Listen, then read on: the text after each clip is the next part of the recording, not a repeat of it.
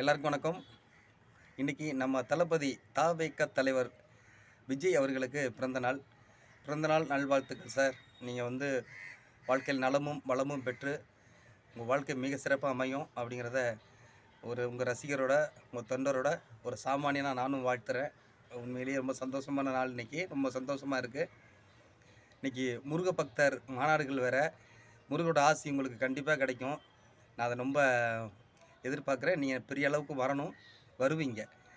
உண்மையிலேயே நாளைய தீர்ப்பு அப்படின்னு படத்தில் நீங்கள் முதல் படமாக நடிச்சிங்க. இன்றைக்கி நாளைய தீர்ப்புக்காக நீங்கள் வெயிட் பண்ணுறீங்க. நாளைய தீர்ப்பு நல்லதாகவே அமையும். ஏன்னா நீங்கள் அப்படி தான் வந்தீங்க.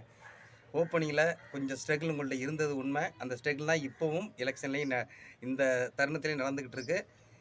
இந்த ஸ்ட்ரகிளெல்லாம் ஒரு மிகப்பெரிய வெற்றிக்காக தான். நீங்கள் இப்போ ஆரம்ப காலகட்டத்தில் உங்கள் படங்களுக்கே இவ்வளோ மக்கள்கிட்ட பெரிய வரவேற்பு இல்லை, என்னமோ விமர்சனங்கள்லாம் வந்தது.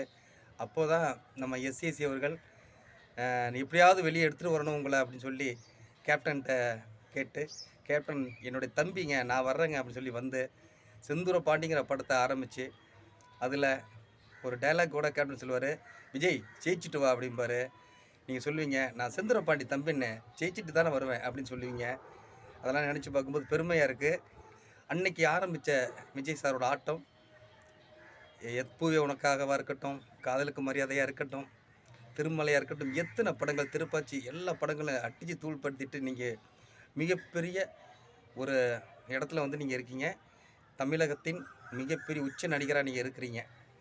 அப்புறம் அது மட்டும் இல்லாமல் அதோடு மட்டும் நிறுத்திடக்கூடாது அப்படிங்கிறதுக்காக தமிழ்நாட்டு மக்களுக்கு ஏதாவது செய்யணும் அப்படின்ட்டு நீ களத்தில் இறங்கியிருக்கீங்க. தெரியும் இந்த களம் எப்படி இருக்கும், எவ்வளோ என்னெல்லாம் பிரச்சனையை சந்திக்கணும், எப்படிலாம் நம்மளை வதைப்பாங்க, அதெல்லாம் தாங்க முடியுமா, எல்லாத்தையும் நீங்கள் யோசித்து தான் வந்திருப்பீங்க. ஏன்னா நீங்கள் ஒரு புரட்சி இயக்குனர் எஸ்சிஎஸ்சி அவர்களுடைய மகன். சாதனால் கிடையாது. எனக்கு எப்போயுமே அவரை பிடிக்கும். அதனால தான் அதிகமாக அவரை நான் பயன்படுத்துவேன். எனக்கு மிக பிடிச்ச ஒரு இயக்குனரில் அவரும் ஒருத்தர்.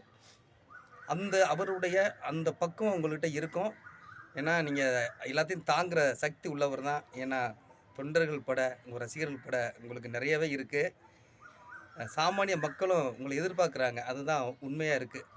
இன்றைக்கி ஒரு சரியான தலைவனை, சரியான வழிகாட்டியை எதிர்பார்த்து காத்திருக்க தமிழக மக்களுக்கு கரெக்டாக நீங்கள் வந்திருக்கீங்கன்னு நினைக்கிறேன்.